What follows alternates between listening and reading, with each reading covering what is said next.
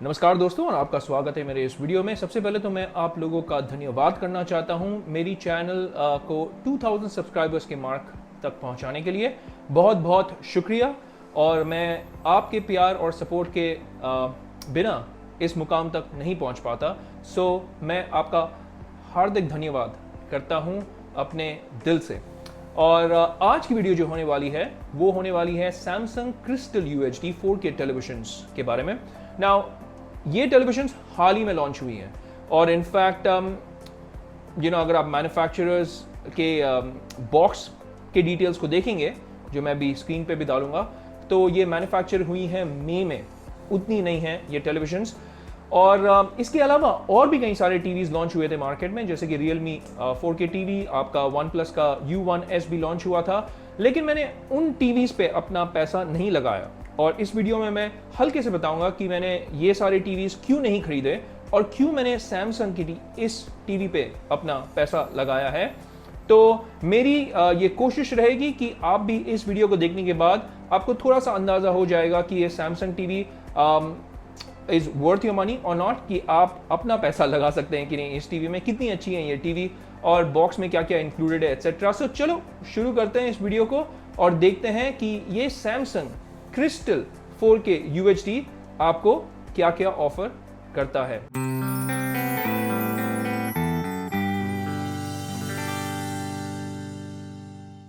आप सोच रहे होंगे मैं डब्बा क्यों दिखा रहा हूँ, टीवी क्यों नहीं दिखा रहा हूँ। तो सबसे पहले तो मैं बता दूं कि ये डब्बे में कुछ खास इन्फॉर्मेशन है, स्पेशली लाइक योर डिमेंशंस।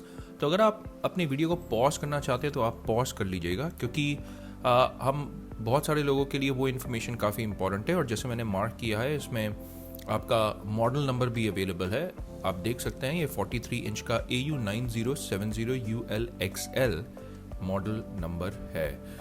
तो इसके अलावा जैसा मैंने कहा, डायमेंशंस कुछ लोगों के लिए या बहुत लोगों के लिए बहुत इंपॉर्टेंट हो सकता है। तो आप वीडियो को पॉज करके ज़रूर देखिएगा, क्योंकि अगर आपको इसको दीवार पे वॉल माउंट करना है या फिर अपने टेबल पे रखना है, आप अच्छी तरह से समझ पाएंगे कि ये डायमेंशंस किस तरीके से आपको हेल्प करेगा वो डिसीजन लेने में। इसके अलावा यहाँ पे प्राइस भी लिखा हुआ है जो कि 62,900 आप देख रहे हैं, लेकिन ऑब्वियसली ये आपका प्राइस डब्बे वाला है। आप जब ये खरीदना चाहेंगे तो आपको बहुत सारे ऑफर्स और कैशबैक मिलेंगे और आप इस टीवी को एज लो एज 51,000 में भी खरीद सकते हैं। जैसे आप देख रहे हैं, ये टीवी एकदम ब्रांड न्यू अभी मई के महीने में मैन्युफैक्चर हुई है और मई 2021 में इसका मैन्युफैक्चर हुआ है और ये completely made in India product है।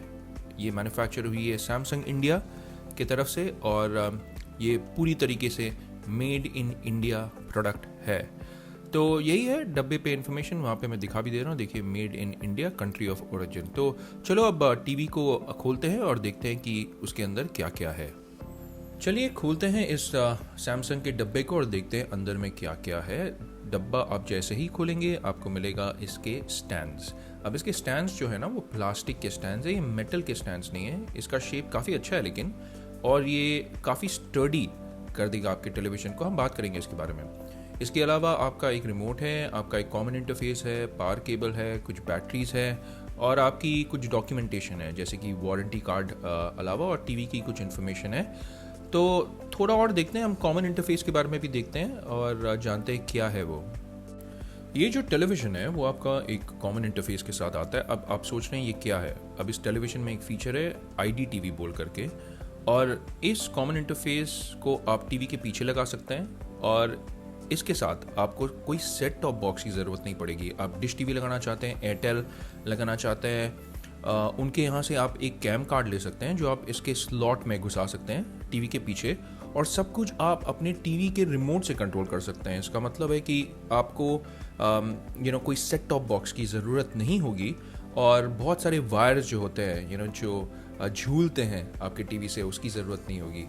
तो ये आपका पावर कॉर्ड रह गया, ये आपका रिमोट है, हम इसके बारे में भी बात करेंगे कुछ ही देर में। तो यही सब है बस बॉक्स में। चलिए देखते हैं आप टीवी को।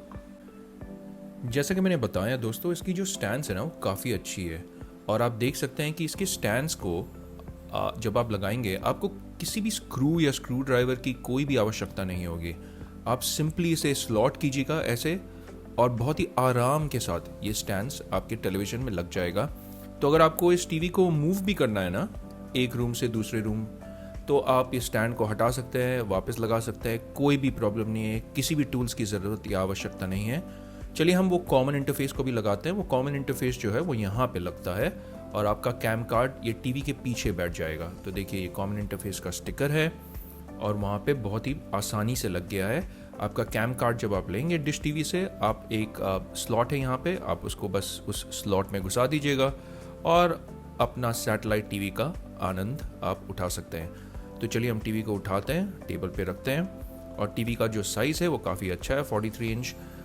इसलिए बोल रहा हूँ क्योंकि इसके जो बेजल्स हैं जो हम देखेंगे अब जब हम इसका पर्दा उठाएंगे जैसे हम बोल सकते हैं। तो चलिए इस पेपर को भी निकालते हैं और टीवी को देखते हैं। ये आपका फॉर्म फैक्टर हो गया अब इस टेलीविज़न का, बहुत ही स्लीक है, बहुत ही स्लिम है, बहुत ही अच्छा फॉर्म फैक्टर है और काफ़ी स्ट्रॉन्ग लगता है। हालांकि इसके साइड्स में जो बेजल्स है वो प्लास्टिक के है, पीछे मुझे लगता है थोड़ा मेटल है, बट आप इसकी थिकनेस देखिए, ये कितनी पतली है ये टीवी। चलिए उस प्लास्टिक को भी निकालते हैं और वापस से मैं कह रहा हूँ कि इसका जो फॉर्म फैक्टर है ना वो बहुत अच्छा है। आप अपने अगर लिविंग रूम में रखते हैं या ऐसी जगह रखते हैं जहाँ पे गेस्ट्स आ रहे हैं, तो वो भी इसे देख के काफ़ी खुश होंगे। वो पूछेंगे ज़रूर, भाई ये कौन से ब्रांड का टीवी है, इतना सुंदर लगता है। और ये देखिए ये स्टैंड्स भी कितनी अच्छी तरीके से लग गया। और वापस मैं बता रहा हूँ इसकी जो थिकनेस है, या फिर मैं बता रहा हूँ इतनी पतली है कि ये फ्रेम टीवी की तरह है। हालांकि इसमें थोड़ा सा बल्ज है पीछे में, तो अगर आप वॉल माउंट करेंगे तो थोड़ा सा स्पेस रहेगा, ये फ्लैट नहीं है फ्रेम टीवी की तरह। तो चलिए हम थोड़ा पोर्ट्स के तरफ भी अपना ध्यान रखते हैं। तो इसमें जो पोर्ट्स आते हैं, आपको 2 USB के पोर्ट्स मिल जाएंगे, आपको एक LAN पोर्ट मिलेगा, आपको एक HDMI, 2 HDMI और इनफैक्ट 3 HDMI, एक आता है आपका eARC के साथ। तो अगर आपको अपना साउंड सिस्टम कनेक्ट करना है eARC के थ्रू, आप वो कर सकते हैं। जैसे मैंने बताया 2 USB पोर्ट्स आ गए आपके, ऑप्टिकल पोर्ट हो गया आपका। अगर आपको किसी पुराने DVD प्लेयर या ब्लू रे प्लेयर से कनेक्ट करना है तो वो भी आप कर सकते हैं। ये येलो, वाइट और रेड वाली जो केबल है, केबल टीवी के यहाँ पे पोर्ट्स आ गए हैं। तो पोर्ट्स काफ़ी सारे हैं, इनफैक्ट आप डिसअपॉइंट बिल्कुल नहीं होंगे, पोर्ट्स इसमें भर के है। आपको इनफैक्ट एक ऑप्टिकल केबल वाला पोर्ट भी मिलता है, वहाँ पे देखिए वो रहा आपका ऑप्टिकल केबल। सो अगर आप अपने साउंड सिस्टम को कनेक्ट करना चाहते हैं तो वहाँ से कर सकते हैं। इसकी जो पावर केबल है वो काफ़ी यूनिक है क्योंकि ये टीवी से कनेक्टेड नहीं आती है, आप इसको अलग से निकाल सकते हैं और वापस कनेक्ट कर सकते हैं। तो ये भी मुझे काफ़ी अच्छा लगा। चलो भाई हम एक रिमोट के बारे में भी बात कर लेते हैं फटाफट। इसका जो रिमोट है ना वो काफ़ी स्लिम है, इसका फॉर्म फैक्टर जो है रिमोट का वो काफ़ी अच्छा है।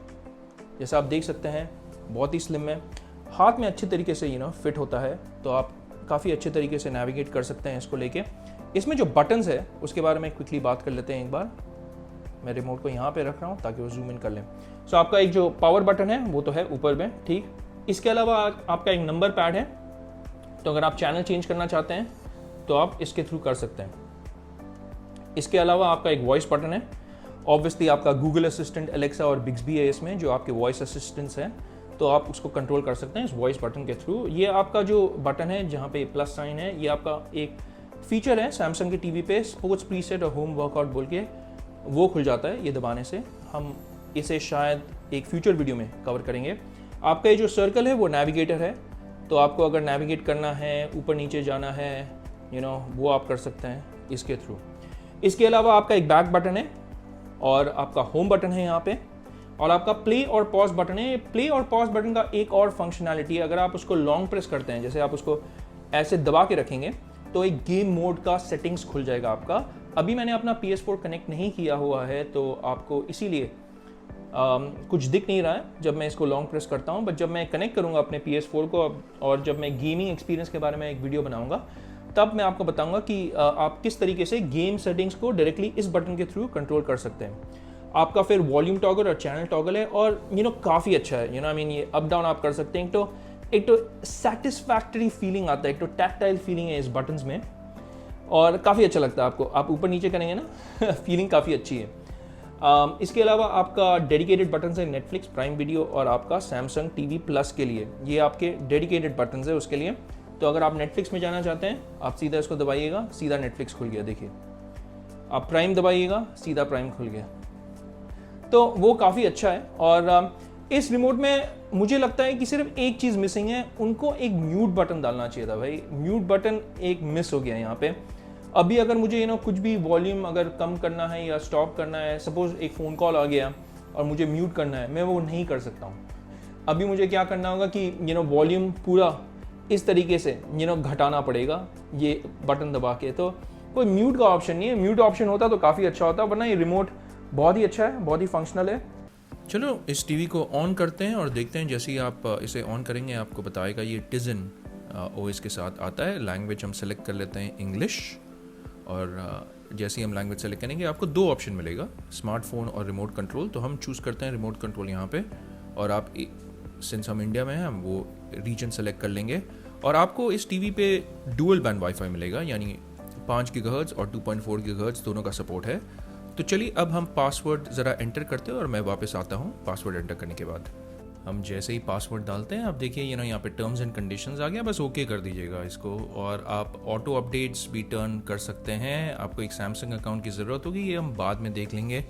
ये आपको यहाँ पे पोस्ट कोड मांग रहा है आपका सर्विस प्रोवाइडर को ढूंढने के लिए, बस इसको फटाफट मैं डाल लेता हूँ और नेक्स्ट स्क्रीन में फटाफट चलते हैं। तो ये डाल दिया मैंने अपना पोस्ट कोड यहाँ पर, और बस प्रोसीड करते हैं। Done done done. और जैसे ही आप वो करेंगे आपको ऑप्शन मिलेगा अपने असिस्टेंट सेलेक्ट करने के लिए, बिक्सबी, एलेक्सा और गूगल असिस्टेंट। आप ये बाद में भी सेलेक्ट कर सकते हैं। और देखिए ये जैसे ही आप सारा कुछ सेटअप कर देंगे ये आपको स्क्रीन मिल गया। और कलर्स इसके आप देखिए कितने पंची और कितने वाइब्रेंट है, एकदम खिल करके आप देख सकते हैं इन कलर्स को, बहुत ही अच्छा लगता है। ये स्क्रीन बस एक ही बार आएगा। और ये हम एंटर कर चुके हैं। अब ये इसका इंटरफेस है, ये Tizen का इंटरफेस है। इसमें एक सैमसंग टीवी प्लस बोल करके ऑप्शन भी आता है, जिसमें आपको कुछ चैनल्स मिल जाएंगे। और ये चैनल्स के लिए आपको कोई भी सेट टॉप बॉक्स की ज़रूरत नहीं है, ये इंटरनेट के थ्रू चलता है। जैसे आप देख रहे हैं ये रिपब्लिक टीवी चल रहा है और ये इंटरनेट के थ्रू चल रहा है, तो आपको किसी भी सेट टॉप बॉक्स की कोई ज़रूरत नहीं है। और इसका इंटरफेस आप देख सक रहे हैं, इसमें दूसरे ऐप्स भी है जैसे Netflix, prime video, YouTube, Apple TV. Hotstar आपको यहाँ पे नहीं दिख रहा है, बट आप इसके ऐप स्टोर में जाके हॉटस्टार को भी डाउनलोड कर सकते हैं। और बहुत सारे ऐप्स हैं इसके ऐप स्टोर्स में जो आपको डेली ज़रूरत होगी, ये भी हम देख लेते हैं। चलिए ऐप स्टोर में जाते हैं। इसका जो ऐप स्टोर्स है उसके लिए आपको एक सैमसंग के अकाउंट की ज़रूरत होगी। तो आपके पास अगर एक सैमसंग का अकाउंट नहीं है तो आप वो ज़रूर बना दीजिएगा। बट यहाँ पे देखिए हॉटस्टार आपको दिख रहा है, वहाँ पे ZEE5 दिख रहा है, सोनी लाइव है। और आप अपने अकाउंट को यहाँ पे जब डालेंगे तो उसके बाद आप ये सारे ऐप्स को डाउनलोड कर पाएंगे बहुत ही आसानी के साथ। सो बहुत सारे ऑप्शंस है, ऐसा नहीं है कि इसमें ऐप्स मिलते ही नहीं है। ये काफ़ी अच्छा है और ऐप्स ऑटो अपडेट भी हो जाते हैं। सो चलिए अब पिक्चर क्वालिटी की बात करते हैं और पिक्चर क्वालिटी की तरफ मूव करते हैं। पिक्चर क्वालिटी की अगर हम बात करें, सबसे पहला पॉइंट, और वो बहुत ही इंपॉर्टेंट पॉइंट होता है जब भी हम एक टीवी लेने जाते हैं, तो अपना सबसे इंपॉर्टेंट फैक्टर हो जाता है टेलीविजन की पिक्चर क्वालिटी। और पिक्चर क्वालिटी के मामले में आप इस टीवी से बहुत ही संतुष्ट रहेंगे, क्योंकि इसकी जो पिक्चर क्वालिटी है ना वो बहुत ही बेहतरीन है। अगर आप देख सकते हैं इसके जो कलर्स हैं, देखिए कलर्स खिल रहे हैं। डिटेल्स जो है, जो शार्पनेस है वो बहुत ही अच्छी है इस टेलीविजन पे। सारे कलर जो है वो नेचुरल भी दिखते हैं, ज़्यादा सैचुरेटेड नहीं है, और वो फिर भी पॉप करते हैं। इसका जो HDR कंटेंट है वो भी आप एंजॉय कर पाएंगे।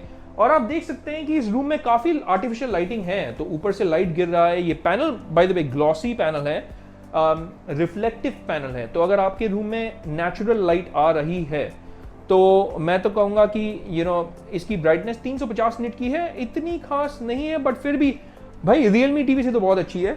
और आप मैं बोलूँगा HDR कंटेंट को एंजॉय करने के लिए आपको एटलीस्ट 400 से 450 निट की ब्राइटनेस चाहिए 43 इंच टीवी। बट आप 350 निट से निराश तो नहीं होंगे। बट हाँ, अगर बहुत ही ब्राइट रूम है तो इतना शायद आपको अच्छा नहीं लगेगा, बिकॉज ये रिफ्लेक्टिव और ग्लॉसी पैनल है। बट अगर आपकी आर्टिफिशियल लाइटिंग हो या फिर एक डार्क रूम में आप देख रहे हैं, तब तो आपको ऐसा लगेगा, अगर आप 5 फीट की दूरी में बैठ के ये टीवी देखेंगे ना, तो आपको लगेगा कि आप एकदम सिनेमैटिक एक्सपीरियंस मिलेगा आपको। तो बहुत अच्छी पिक्चर क्वालिटी है। चलो हम क्विकली देखते हैं इसकी पिक्चर की सेटिंग्स भी। यहाँ पे बहुत सारे ऑप्शंस है पिक्चर की सेटिंग में। मैं जनरली इसको रखता हूँ ये डायनामिक मोड पे। क्योंकि डायनामिक मोड पे इसकी ब्राइटनेस लेवल्स जो है ना वो काफ़ी अच्छी रहती है। दूसरे मोड्स भी है, एक स्टैंडर्ड है, आपने नोटिस किया होगा कि स्टैंडर्ड में इसकी जो ब्राइटनेस है थोड़ी गिर जाती है, नेचुरल में थोड़ा सा फिर चेंज हो जाता है, कलर्स थोड़े और सैचुरेटेड लग रहे हैं यहाँ पे मुझे। मूवी मोड में मैं मूवी मोड में तो नहीं रखूँगा क्योंकि इसमें सबसे डल लाइटिंग है और डल कलर्स हैं। और फिर एक फिल्म मेकर मोड भी है इसमें, शायद ये फिल्म मेकर मोड उन लोगों के लिए जो मूवीज एंजॉय करना चाहते हैं उसके ओरिजिनल फॉर्मेट पे, जैसा डायरेक्टर ने सोचा था कि ये दिखनी चाहिए पर्दे पे।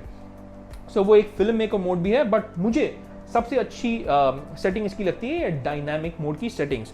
अब आप डिटेल्ड सेटिंग्स में भी जा सकते हैं पिक्चर के, और इसमें काफ़ी सारे ऑप्शंस है आपके पास, जैसे ब्राइटनेस हो गया, कॉन्ट्रास्ट हो गया, शार्पनेस, कलर, टिंट, इतने सारे आपके सेटिंग्स है। और अगर आप बाय द वे MEMC के बारे में जानना चाहते हैं तो सैमसंग में उसे MEMC नहीं बोलते हैं, उसे बोलते हैं जडर रिडक्शन। क्लियर मोशन भी नहीं, जडर रिडक्शन। ये आपका MEMC की सेटिंग है, ये आप ऑन ऑफ कर सकते हैं। और अगर आपको ये अच्छा लगता है तो आप 10 में रख दीजिए, अगर अच्छा नहीं लगता है तो आप बंद कर दीजिए, कम कर दीजिए। बट आपके लिए ये सेटिंग अवेलेबल है। जो Motorola ZX Pro में ये वाली ऑप्शन नहीं है, वो बोलते हैं कि MEMC दिया हुआ है और बोलते हैं कि इनबिल्ट है, बट आपको ऐसे ऑन ऑफ या सेट करने वाला ऑप्शन उसमें नहीं मिलेगा। तो ये सैमसंग ने बहुत ही अच्छा काम किया है। MEMC की आपको सेटिंग्स दी हुई हैं यहाँ पे, और एक क्लियर मोशन का भी ऑप्शन है। लेकिन मैं रेकमेंड करूंगा कि ये आप ऑफ ही रखें, क्योंकि आप ये जब ऑन करते हैं ना इसकी ब्राइटनेस लेवल गिर जाती है। मैं आपको दिखा भी देता हूं, देखिए अब मैं इसे ऑन कर चुका हूं और अब देखिए ब्राइटनेस लेवल्स टीवी की गिर गई हैं। अब मैं वापस इसे ऑफ कर दूंगा, ब्राइटनेस लेवल्स बढ़ जाती है। तो आप इसे ऑफ ही रखिएगा, मेरा वो सजेशन रहेगा। बट बहुत सारे सेटिंग्स है इसके, बहुत सारे। और अगर आप होम में जाएंगे तो सिर्फ पिक्चर की सेटिंग नहीं, आप साउंड की भी सेटिंग कर सकते हैं। बाय द वे इसमें गेम मोड भी है। मैं इस वीडियो में तो ये कवर नहीं कर पाऊंगा क्योंकि इनिशियल ओवरव्यू है, बट मैं एक फ्यूचर में वीडियो बना सकता हूं। अगर आप चाहते हैं कमेंट में ज़रूर लिख दीजिएगा। और इसके अलावा आपके यहाँ पे साउंड ऑप्शंस भी हैं, और साउंड के बारे में बात करते हैं। चलिए, ये हमारा नेक्स्ट सेक्शन होने वाला है। चलिए भाई, हम क्विकली इस टीवी के साउंड के बारे में भी बात करते हैं। अब अगर साउंड के बारे में बात करें तो एक ट्रैक प्ले करते हैं, उसके बाद देखते हैं। मैं माइक को इसके सामने रखूँगा और किस मोड पे है ये मैं वो भी चेक कर लेता हूँ। साउंड के लिए आपके पास 3 मोड है, एम्पलीफाई है, स्टैंडर्ड है और आपका अडेप्टिव साउंड है। Adaptive sound is more like अगर आप एक सराउंड साउंड चाहते हैं, अगर आप चाहते हैं कि अगर एक मूवी देख रहे हैं, साउंड यहाँ से आ रहे हैं, यहाँ पे हेलीकॉप्टर उड़ रही है तो हेलीकॉप्टर की साउंड इस साइड से आएगी। अगर वहाँ पे एक झरना है तो झरने का साउंड वहाँ से आएगा। तो वैसा एक सेटअप है सैमसंग का, जिसे वो कहते हैं अडेप्टिव साउंड। मुझे सबसे बेस्ट सेटिंग लगती है इसकी एम्पलीफाई, और मैं जनरली इस मोड पे रखता हूँ बिकॉज इस मोड पे वो काफ़ी लाउड रहता है। जैसे आपके बहुत सारे एंड्रॉयड टीवी में वो सेटिंग होती है ना, जहाँ पे आप डोल्बी एटमॉस मार दोगे तो साउंड काफ़ी खिल के आती है, वैसे ही एम्पलीफाई मोड में आपका साउंड खिल के आएगा। बट वो खिला हुआ साउंड भी इतना आपको अच्छा नहीं लगेगा बिकॉज इसके स्पीकर्स जो है वो काफ़ी, मैं बोलूँगा इतने स्ट्रॉन्ग नहीं है। मैं आपको एक सैम्पल दिखाता हूँ, ठीक है। मैं एक ट्रैक प्ले कर रहा हूँ अभी और मैं वॉल्यूम टर्न अप कर दूंगा, आपको समझ में आ जाएगा। मैं माइक वहाँ पे रख देता हूँ टीवी के पास।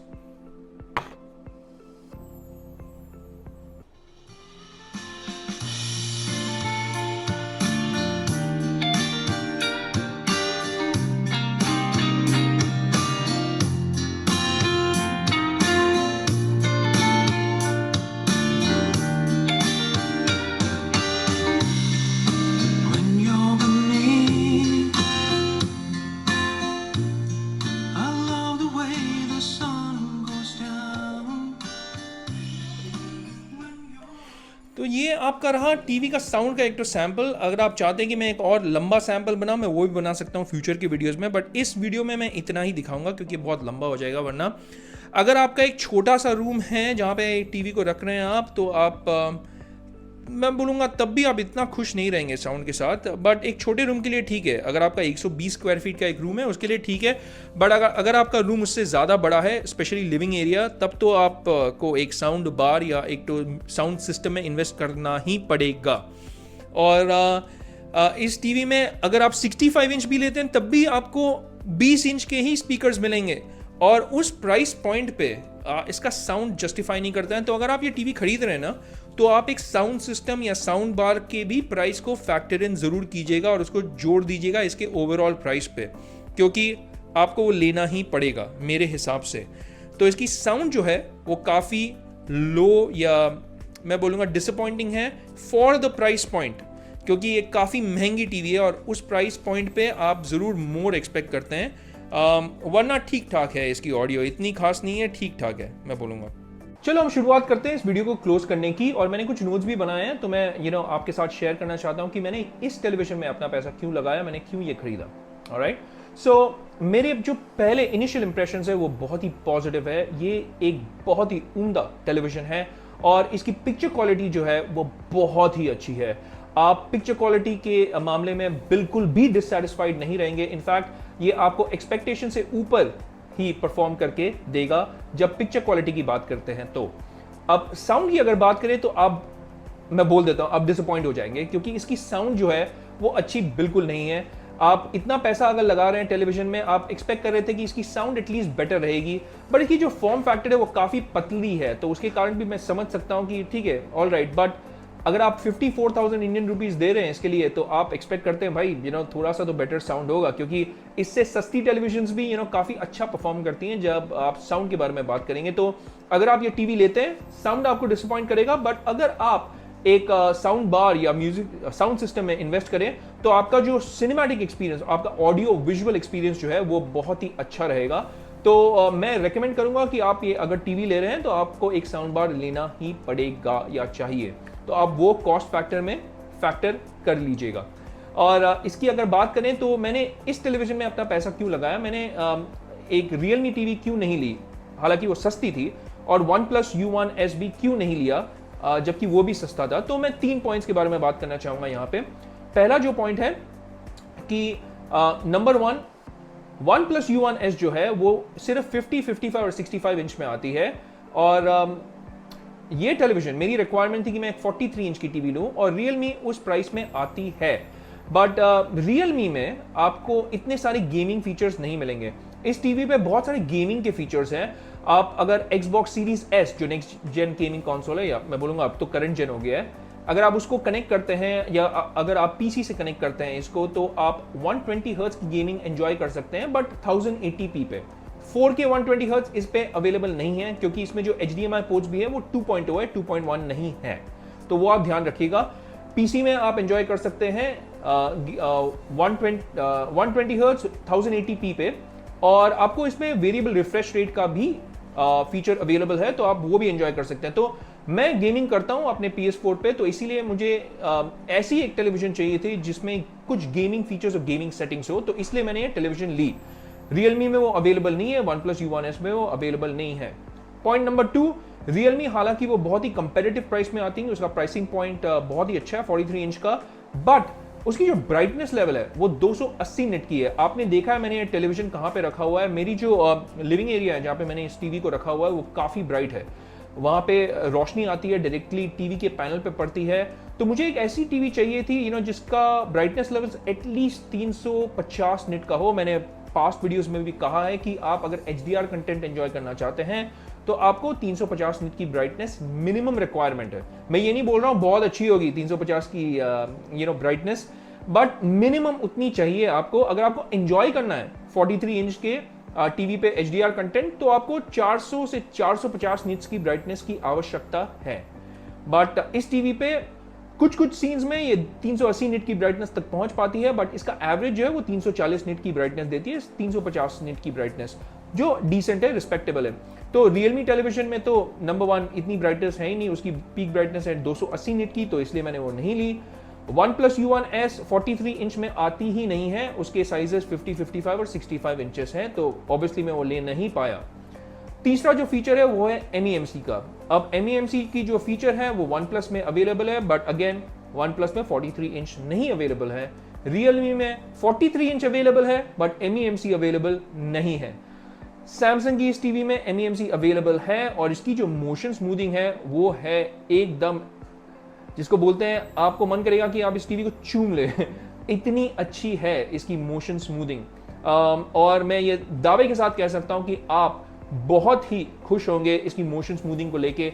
और अगर आपको MEMC फीचर अच्छी लगती है तो आप मुझे बताइए अगर आप ये टीवी खरीदते हैं, आप कमेंट्स में मुझे बताइएगा ज़रूर कि आपका एक्सपीरियंस कैसा रहा है MEMC को लेके। तो वो मेरी तीसरी रिक्वायरमेंट थी, तो इसीलिए मैंने टेलीविज़न ली। अब अगर आप सोच रहे हैं कि मैंने ये 9070 मॉडल क्यों लिया और 54,000 इस पर क्यों खर्च किया, जबकि आपके पास सस्ती सैमसंग की टीवीज थी AU E60 और 70 जो ऑनलाइन मॉडल है, AU 7500 और AU 7700 आपका ऑफलाइन फिजिकल रिटेल वाले मॉडल्स हैं। तो अगर आप चाहते हैं कि मैं एक कंपैरिजन करूं इन सारे मॉडल्स के बीच में, मैं वो भी कर सकता हूं आपके लिए एक वीडियो में। आप कमेंट सेक्शन में बता दीजिएगा मुझे, क्योंकि आप टीवी जब खरीदते हैं आप कंफ्यूज हो सकते हैं। इतने सारे मॉडल लॉन्च किए हैं सैमसंग ने कि आप कंफ्यूज हो सकते हैं। AU 8000 भी है वैसे, वो तो मैंने मेंशन ही नहीं किया यहाँ पे। तो मैं चाहता हूं कि आप एक इन्फॉर्म्ड डिसीजन ले। तो अगर आप चाहते हैं कि मैं ऐसा वीडियो बनाऊं जहां पे सारे मॉडल्स की कंपैरिजन करूं, तो प्लीज आप कमेंट सेक्शन में मुझे लिख दीजिएगा और मैं उसकी वीडियो आपको बना के पेश कर दूंगा। अब बात करते हैं कि अगर आप चाहते हैं कि आप सैमसंग की ब्रांड वैल्यू को एंजॉय करें, सैमसंग की पिक्चर क्वालिटी को एंजॉय करें, बट गेमिंग आपकी प्रायोरिटी नहीं है, तब तो मैं इसमें आंख बंद करके आपको अभी बता दे रहा हूं, आप ये मत लीजिएगा। अगर गेमिंग नहीं करते हैं तो आप सैमसंग की AU 60 और AU 70 में इन्वेस्ट कीजिएगा, क्योंकि वो आपको डिस्काउंट्स के साथ 34,000 में भी मिल सकता है और वो ऑलमोस्ट 20,000 रुपया सस्ता है। बट आप कुछ ही फीचर्स पे मिस आउट करेंगे, ज्यादा नहीं। और वो फीचर्स क्या है वो भी मैं एक्सप्लेन कर सकता हूं एक दूसरे वीडियो में। तो अगर आपको वीडियो चाहिए प्लीज आप कमेंट्स में जरूर बता दीजिएगा। आपको ये वीडियो कैसा लगा आप वो भी मुझे बता दीजिएगा। अगर आपको लगता है मैं कुछ फीचर्स या कुछ चीज़ों के बारे में बात करने भूल गया हूं, तो आप कमेंट्स में बता सकते हैं, मैं फ्यूचर वीडियोस में वो कवर कर सकता हूं। मैं आपका वापस शुक्रिया अदा करना चाहता हूं कि मेरे चैनल को 2000 सब्सक्राइबर्स तक पहुंचाने के लिए मैं बहुत दिल से आपका धन्यवाद करना चाहता हूं। स्वागत बोल दिया मैंने, मेरी हिंदी पता नहीं क्या हो गई इस वीडियो में। तो मैं आपका धन्यवाद करना चाहता हूं वापस सहे दिल से। और प्लीज आप लाइक और सब्सक्राइब बटन को जरूर दबाइएगा, आपके भाई और आपके दोस्त को सपोर्ट कीजिएगा ताकि मैं 5 या 10,000 सब्सक्राइबर्स तक जल्दी पहुंच पाऊं। अगर आपको कुछ भी चीज़ों के बारे में जानना है इस टीवी को लेके या कोई और टीवी को लेके भी, आप कमेंट सेक्शन में ज़रूर लिख दीजिएगा, मैं ज़रूर आपको रिस्पॉन्ड करके बताऊंगा। और होपफुली ये वीडियो आपके लिए हेल्पफुल रही हो और आप एक इन्फॉर्म डिसीजन ले सकते हैं इस वीडियो को देखने के बाद। तो इतना ही इस वीडियो के लिए। मैं आपसे मिलूंगा दूसरे वीडियो पे, और तब तक के लिए thank you so much for watching. Take care, stay safe, and may God bless you all.